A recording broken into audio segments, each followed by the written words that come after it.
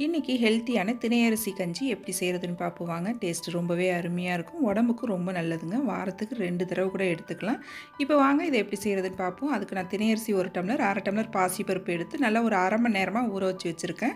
இதை தண்ணிலாம் வடிச்சிட்டு இப்போ குக்கரில் சேர்த்துக்குவோம். ஒரு 1/2 டீஸ்பூன் வெந்தயம், ஒரு 15 பூண்டு பல். இந்த டம்ளராக தான் அரிசி எடுத்தேன். இதால் ஒரு 5 டம்ளர் அளவு தண்ணி அளந்து வச்சுருக்கேன். அதை இதில் சேர்த்துக்குவோம்.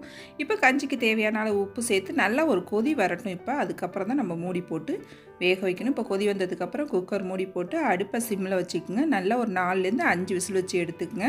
இப்போ பாருங்கள், சாதம் நல்லா வெந்து வந்துடுச்சு. ஒரு தடவை நல்லா எல்லாத்தையும் மசிச்சு விட்டுருங்க. பூண்டு சாதம் எல்லாத்தையும் மசிச்சுட்டு நல்லா ஒரு அரை மூடி தேங்காய் பால் எடுத்து வச்சுருக்கேன். அதை இது கூட சேர்த்து நல்லா கலந்து விட்டுருங்க. நல்லா ஒத்தாப்பில் தேங்காய் பாலும் கஞ்சியும் கலந்து வர அளவுக்கு கலந்து எடுத்துக்குங்க. அவ்வளோதான், நம்மளோட தினை அரிசி கஞ்சி ரொம்ப சூப்பராக அருமையாக ரெடி ஆகிடுச்சு. நீங்களும் ட்ரை பண்ணி பாருங்கள். வயிறு புண்ணுக்கெல்லாம் ரொம்பவுமே நல்லது.